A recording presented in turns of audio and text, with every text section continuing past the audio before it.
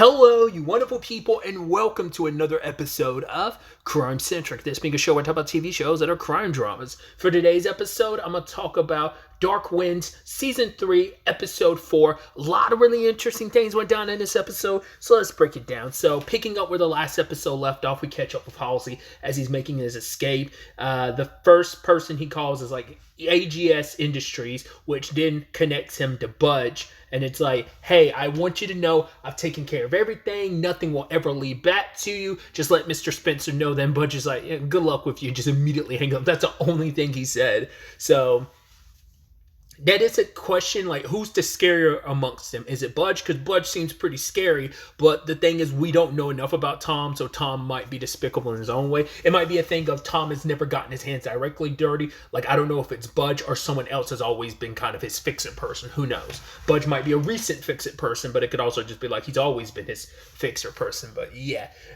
Budge definitely seems ruthless, but there's a good chance, like, as the overseer of everything, this being his operation, Tom Spencer might be even more ruthless and scary, but we'll have to wait and see. Because he was saying, making a point to like, oh, tell Mr. I mean, it makes sense why you would plead to Spencer, because Budge doesn't do anything without Spencer say so, and like, you know, he gives him carte blanche to kind of do what he needs to protect the trafficking in the system that they're operating. So the question then becomes, like I said, who is he more afraid of? But he manages to get away. He burns the red truck. Now, something I was really interested in, and I thought was interesting, was like, okay, so you're seeing the tire tracks later on when Joe and the cops show up at the scene to find the red pickup truck is blown up and, you know, it's gone.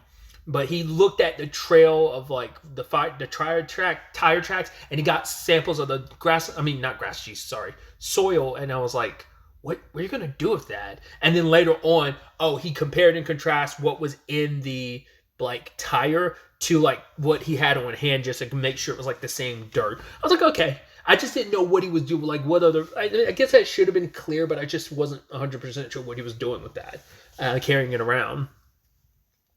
But also, we found out Suzanne's still alive. So I was like, oh, that's good. But we also don't know what happened to everyone else at that farm. The way Halsey talked about it, he was like, everyone's gone. So I don't know if he just like sent them, like scattered everyone, and then Suzanne was like the last... Because she was the only one there. Like, there was no other... I mean, maybe there were...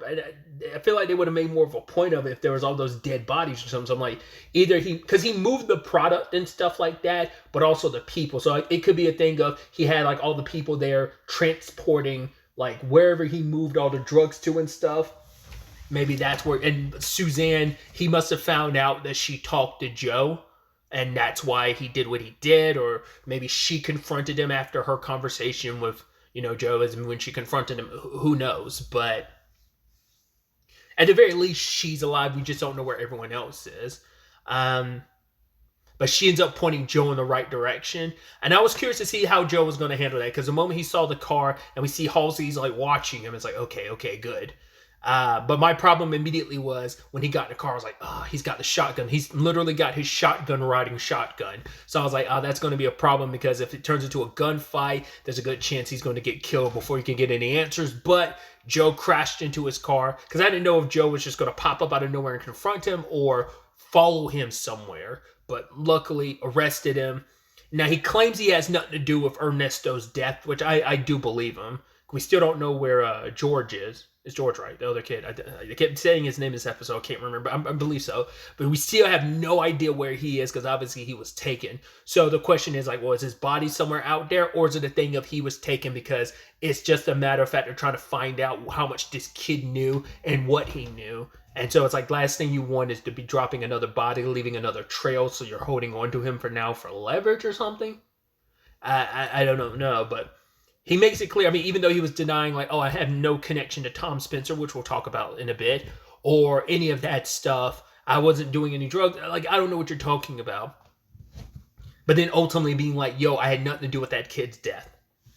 Because that's one of the reasons why Suzanne, like, she says, like, I didn't fully know what Halsey was up to, but it's also because I didn't want to know, so I avoided looking too deep. I just kind of averted my eyes, essentially. But like hearing about Ernesto is what kind of made her feel guilty about it, because she's like, yeah, he's a good kid. Who these two kids just stumbled. They came here a lot. They like being here, and they just happened to stumble across stuff. And it's like, as Joe says, like you couldn't take the chance that Tom Spencer would find out that someone knows about the operation, so you had to kill Ernesto. But he says he had nothing to do with that. And Gordo seems to believe him as well, because he even has an alibi. He's like, yo, I was at this place. The waitress will remember because I got my coffee filled like 10 times. So that's such a clear alibi. It's such a very specific alibi that you're like, I don't, and obviously you could have came up with that, like, had that already prepared, but it's so easy to check that I'm like, I don't think it's going to be that out there to believe. Like,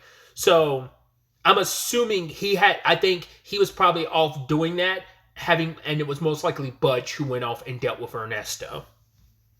I mean, obviously we've got like our supernatural thread to this season, and that's just kind of like I don't know. Once again, the show does, like, there's supernatural elements to it that aren't really answered. It's just kind of like it seems to be a supernatural thing, and you kind of keep it pushing. So I don't know if, once again, this threat is going to be that where it's like, no, it legitimately is, or is this just a manifestation of, like, once again, Joe's guilt manifesting itself that way. There's some stuff in this episode that makes you go like, well, that's, we literally have like a locked cell murder at the end of the episode. So you're like, how the hell did you manage that? So, well, there's ways around that. I was about to say you could find ways around that, but we'll talk about it more when I discuss the end of the episode.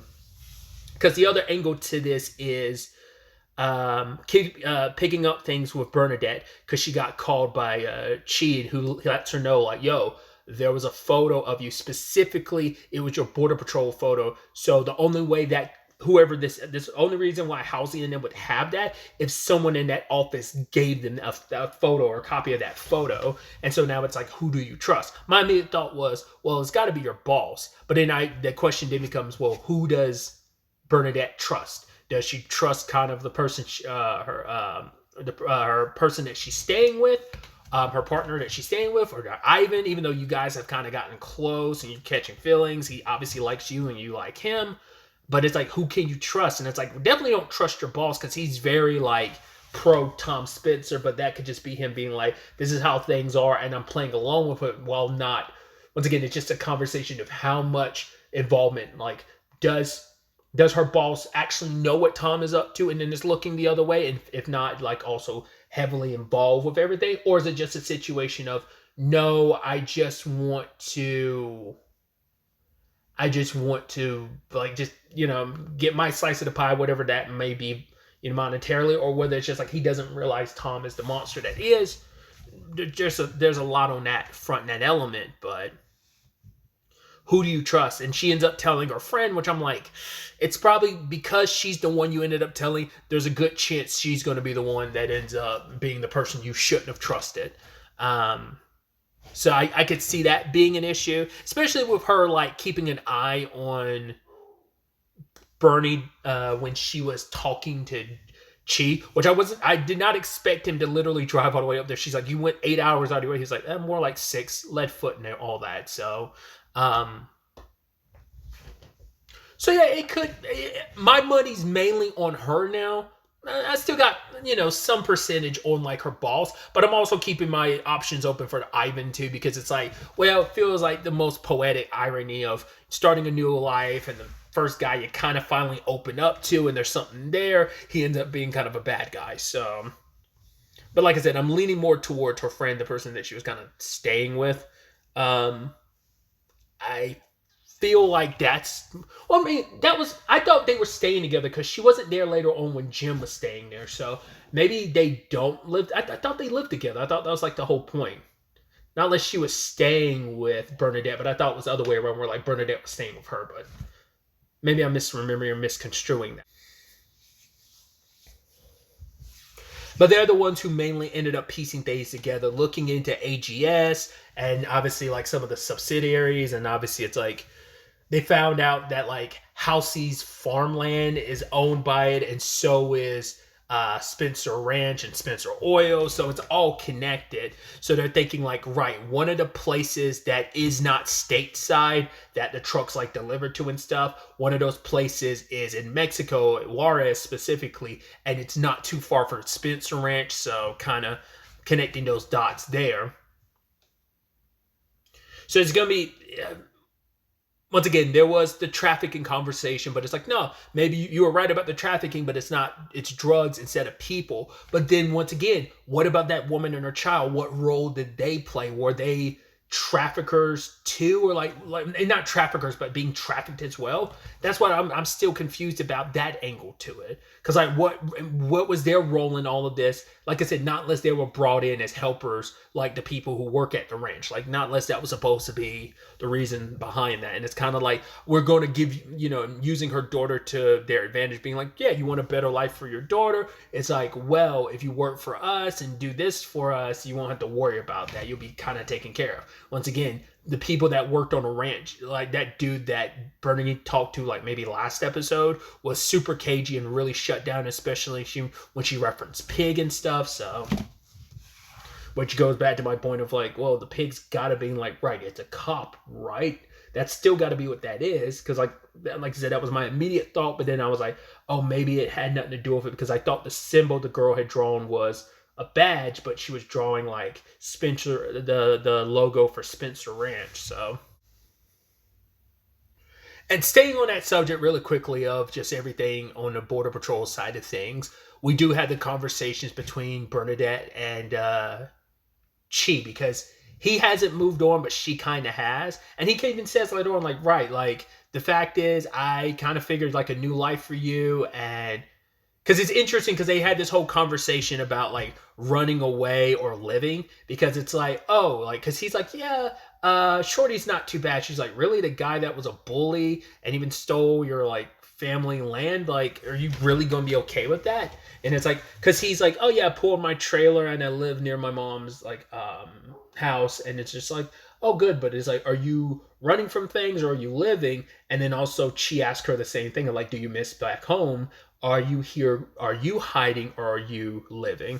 And even later on, the whole conversation about like, yeah, I knew you'd have new life, new person in your life. And she's like, oh, have you seen anyone? He's like, no. She's like, really? And he just kind of stops it there, because I guess he knew like if he said more, because he doesn't want to guilt Bernie into being with him. So it's just kind of like, yeah, I'm not with anyone. It hasn't really pursued anything. It's like, okay. And they kind of shut that conversation down. But for him, it's like, it's too awkward. It's too much to stay here. So he's asking Bernadette to come back with him. He's like, come home. Like, like, can you really trust anyone? You're here in the middle of the snake pit. But for her, it's like, my life is mine. Like, don't, like, where we were, it's like, just whether it's time and bad luck, whatever the case may be, things didn't work out between us. So, but, my life is my life. And so I've moved on with my life, and, so you should too. But he's like, I don't believe you. And part of me wonders is, when she's hooking up with Ivan at the end of the episode, is that her doing that because like that's really what she wants to do, or is that her just trying to be like, I am conflicted, and because she obviously has been missing home, she still feels what she feels towards Jim, but I guess it's like, it's a way to protect yourself, where you just feel like, I'm moving forward. Being back with Chi would be kind of going backwards. I want to kind of go out on my own. I want to spread my wings, and it's just like I just don't want to be stuck with my life there. But it's like, I miss it so much, and I miss everyone around, and I'm just kind of, because that's why you were kind of avoiding the whole, like, even the time they had talked on the phone, like, was it last episode or episode before last? You could tell it's still there. But I think she just, she's trying to guard herself and protect herself, because, like, obviously the way things played out between her and Chi at the end of season 1, and then how everything played out over the course of season 2, like, of course it's going to make you feel a certain way. But even she's like, I wish there was so much I wish I had said at the time. But my point was like, is she doing that because she's like, okay, I really do like Ivan, and I'm doing this, but are you doing it to prove a point to both yourself and to Chi by being with him? Or is it a thing of, you're just like, I have to make a choice, and I'm making a choice, but it's like, do you, like, yes, you like Ivan, but is it like really there? And it's like, I don't think that will last. I think she will eventually move home, Once again, I've never read the book, so I don't know if this whole storyline about her going to Border Patrol, like whether that happens or not. Obviously she's not going to disappear from the show because she's one of the leads of it, but I'm curious, like, does this storyline happen at some point in the series of books, and that she does eventually go back to the res? But like I said, I also understand her perspective of, she should move on and stop holding on to what if and what was. And it's like, it's not the easiest thing to, because, it's just like when you find that person and you latched onto them, and she's probably the closest thing that's kind of felt like home in a very long time, and to kind of lose that just when you were potentially figuring stuff out or in the process of figuring stuff out. So that's going to be an interesting development to continue as we continue through the series. Other than that, we also have the situation with the storyline with Sylvia bringing in other people to interview about the whole BJ Vines of it all, and bringing in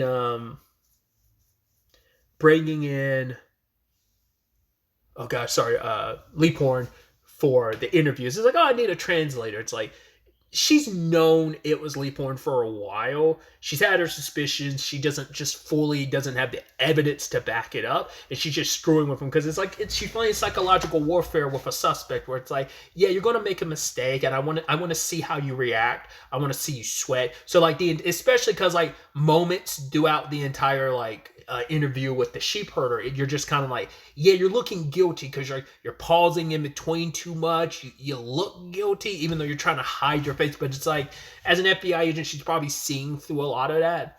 So luckily the guy saw the GMC truck. He never saw the license plate, nor did he see the driver because it was so dark. So it all benefited him, but the way Sylvia's looking at you, she's definitely like, especially when she was in her office on the phone, she looked at you and closed the door. You're like, she's on to you. And it's just the more time passes, the more solidified her belief in that is. And obviously, Gordo and Leaphorn talked about it multiple times throughout the episode. First and foremost, him being like, yeah, I kind of told Emma about it. And he's like, yeah, Emma asked me about the BJ Vines. And he's like, oh, cool. And you told her you had absolutely nothing to do with that because that's the smart thing to do. And he's like, well, I couldn't lie to Emma. Never have, never could, and I never will. But it's like, yeah, that's the problem. Like, that's the thing. Like, Emma would never turn on you, but obviously it complicates things, which we'll get to later. Then you add into it, like, Leaphorn is like, Joe was like, man, I feel like I'm forgetting something. She's piecing things together. He's like, yes, but the sheep herder didn't see your face, nor does he see the license plate. Like, there's a whole bunch of, like, you're good. You've got this covered. He's like, because you weren't there. Now, there's layers to that. Either one being like just surface level of you weren't there, as in like convince yourself like you weren't there. As long as you keep thinking that, you don't have to worry about it. Or two, the extra layer thing of, well, you weren't there because you didn't kill the guy, as Joe says later on. Nature did its thing. So there's two ways to look at what Gordo had said, but it's like, right, let's get out of here. But then Sylvia just sitting in a car looking at him, and she confronts him. It's like, right, there's like 5,000 some GMCs, like trucks like that in the U.S., and then she's like, it's 40 some. Well, I think she said across all of Arizona, and then she's like, there's 40 some on the res, but only one belongs to a guy whose son was murdered by BJ Vines. He's like, yo, you got something to say? She's like, where were you that night? He was like, the moment you're like, immediately you're like, don't use Emma. And lo and behold, he uses Emma. You're like, fuck. You should have came up with something else at the time, but it's like, especially where things are now, he knew what kind of problems that would cause. And how interesting it is the moment he gets home, Emma wants to have a conversation. She's like, I want to know what happened. And so he broke everything down about what he did, what he was going to do, not pulling the trigger, but leaving BJ Vines. He's like, I knew what was going to happen. He's like, I knew nature was going to kill him and, do what it does. But then Emma had to correct him. And that, to me, that was always like the silver lining, that he never directly killed BJ. But I was like, yeah, he never pulled the trigger on him. But Emma does bring up the point of, it doesn't matter. Like, even if it's indirectly, you still did kill him. Leaving him there, you knew what was going to happen. You said you knew what was going to happen, and you're perfectly fine with it. So it doesn't make it any less nature. It doesn't make it any less you, and being like, oh, it was all nature. It's like, no, you made a choice. You made decisions. And he's like, yes, and I've been living with it all this time, and I will continue to live with it. But for her, it's like, she can't. It's eating away at her, because once again, you're sullying the name of their son, because it's like, you did a terrible thing. That, yes, BJ Vines was a bad guy, but to do that, especially in the name of our son, sullies his memory. And now you've also made me complicit in it, because like, I don't want to like rat you out, because I love you, but now you've put me also in an extra harder position, because it was already bad enough beforehand with the guilt of knowing what I know, and the belief that, yes, our home is going to be like smothered in like that negative energy in his spirit, because you brought that into our home by killing BJ. But now you've also made me even more of an accessory, because I have to lie to you now. And so if that ever comes up, Joe's not the only one that's going to be taking a fall for that. Emma would get swept up in that well. It's like, because it's going to be a thing of, how much did you know? I mean, that's why Sylvia went out of her way to talk to Emma, to get a good sense of Emma first and foremost. To be fair, that was Emma before she knew any of this. So it's a little more like, she'll probably be able to read Emma even better, because she's like, oh, like, I remember how you acted when I talked to you before. Now things are a little different now that I'm broaching the questions about some of this BJ stuff, as well as, you know, where your husband was that night. It's going to be interesting to see, because eventually Sylvia is going to pull the trigger on that. And because she even said, like, oh, let's go. If we go to your home right now and we ask your wife, will she corroborate that alibi? And Joe doesn't say anything and just stares at her. She's like, oh, good night, Lieutenant, and just bounces. You're just like, oh boy, this is getting more and more complicated. So Joe, not even wanting to be home right now, it's just like, I might as well go to work. Hell, Emma didn't even say a word to him earlier in the episode, because she was just so disgusted and frustrated about it all. And now she does know, and like, once again, she was breaking down crying, because it's a lot, you know? Because it's like, right, you're a good man, and I get why you did what you did. I understand why you did what you did. You shouldn't have done it, though, you know? So having to contend with all of that, because it's like, you're not the man I married, and, you know, it's just like, I'm losing the man that I married because of all this. I mean, they were both drowning in their sorrows post everything happening to JJ, but it's, you know, they were trying to find their way forward, and now it's just like, this will always be this stain on Joe's soul, and stain on their son's memory, and stain in their home, that is like, we can't never really scrub that clean. The moment he goes to work and he's like, I'd rather be here, sends the other guy home. And then the moment the lights go out, I was like, oh shit. The moment the lights went out, I was like, Halsey's dead. So while Joe's out there fixing the breaker, replacing the fuse, he hears like the whistling sound. He hears Halsey screaming out. He gets back in there, and lo and behold, Halsey is dead. His throat has been slit. There's blood everywhere. And that's where I was like, yo, that has to be a supernatural thing, because I'm like, the damn cell door was still locked. To be fair, Joe never tried. Well, because I was about to say, like, if it was just open, wouldn't Halsey have been able to just open it the way he was leaning on it and stuff? So I was like, it definitely had to still be locked. Once again, my money's on Budge if it isn't just a straight up supernatural thing, whether it's like, yo, this is what Budge dresses up as when he goes to do these killings and stuff, because Joe did get attacked the way he did, still got the slash marks, but once again, how much of it is like, nah, this is just someone dressing up like this using a legend, and it's kind of him embodying kind of like, you know, this energy. I mean, because the creature's supposed to be female. Like, once again, they've got a different the Dene have a different name for it, because it's the same. It's supposed to be the same thing as like La Llorona. It's supposed to be the same thing, but they just have a different name for it. It's the name of the first episode of this season. So I don't know. I don't know what to make of that. So he also died not saying anything, even though he knew like he was going to spill everything about Tom. And well, you're like, well, Budge is the last person to talk to him, so very suspicious in that regard. So it's definitely got to be Budge, but it's like, how did he do it? Did he like convince Halsey to get closer and then slit his throat through the bars, or what? Like, once again, the cell was locked, so how did you manage to do that? And obviously you disappeared without Joe being able to know what's what. I mean, you were creeping around in the dark too, so that's pretty impressive. So it's just kind of like, definitely screams a supernatural thing, but once again, this could be, like I said, very Scooby-Doo-esque of someone just dressing up like a monster. But we'll have to wait to see where the next episode takes us going forward with all of this.